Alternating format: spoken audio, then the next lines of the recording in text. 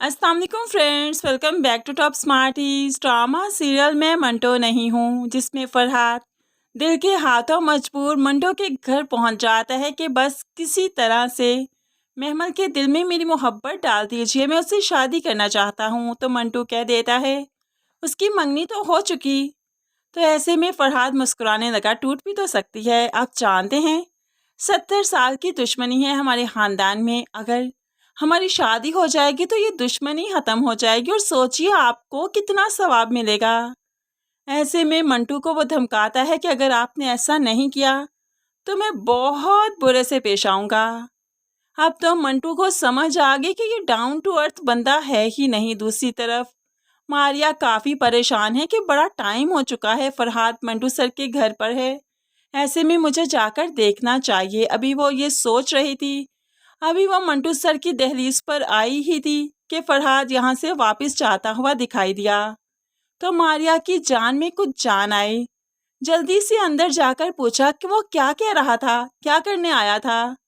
तो ऐसे में मंटू कह देता है वो डाउन टू अर्थ तो है ही नहीं, तुम लोग ठीक कहते थे, वो तो एक नंबर का बुरा इंसान है, उससे कोई भी उम्मीद नहीं लगाई जा सकती। वो मुझे कहता है महमल के दिल में मेरी मोहब्बत डाल दो। आप खुद सोचिए मिस मारिया, उसकी मंगनी हो चुकी है, मैं पागल हूँ क्या कि उसके दिल में इसकी मोहब्बत डाल दूँ। इतना बुरा इंसान है ये कि मैं 5 मिनट इसके साथ नहीं बैठ सकता और महमल अपनी ज़िंदगी इसके साथ गुजारेगी। इसने सोच भी कैसे दिया। दूसरी तरफ महमल की फूफो सुरैया, जो कि हर जुमेरात दरबार पर जाती है और महमल को साथ लेकर जाती है, और आज भी वो दरबार पर गई, महमल को साथ लेकर गई। तो यहाँ पर वो तो अपने हिस्से की दुआएं मांगती है कि उसे इंसाफ चाहिए। उसके बेटे जो चले गए, वो भी चाहती है कि बिन्यामीन के घर में क़यामत आ जाए।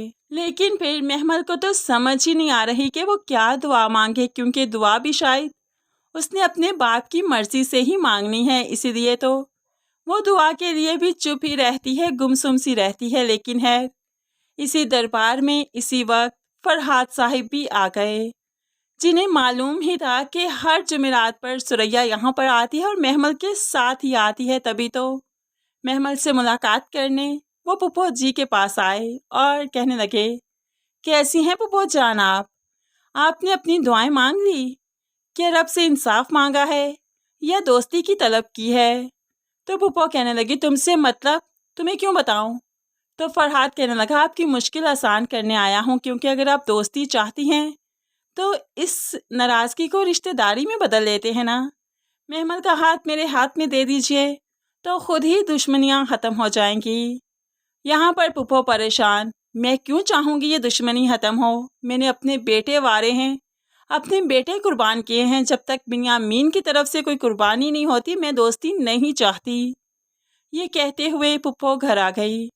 घर आकर अपनी भाभी को भी बताया कि वहाँ पर फरहाद मिला था और उसने ये सब कुछ कहा। महमल की माँ के दिल में एक उम्मीद सी जागी, क्या वाकई ऐसी दोस्ती हो सकती है। मैं महमल के अब्बा से बात करूँगी।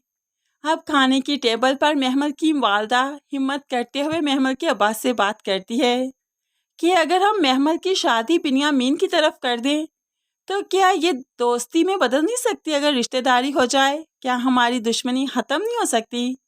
अब लफ्ज़ों को लड़खड़ाते लड़खड़ाते शौहर से बात की तो शौहर ने गिलास उठाकर नीचे ज़मीन पर पटक दिया। तुमने ये सोचा भी कैसे कि रिश्तेदारी हो जाएगी। तुम जानती हो ना सुरैया के 2 बेटे वारे गए हैं, 2 बेटों की कुर्बानी दी है सुरैया ने, तो ऐसे कैसे मुमकिन है कि बिन्यामीन को ऐसे ही छोड़ देंगे। क़यामत तो उसके घर में भी आनी चाहिए, बेशक उसके लिए मुझे अपने दोनों बेटों की कुर्बानी क्यों ना देनी पड़े बदले में, लेकिन एक बार तो कुर्बानी उनको भी देनी होगी।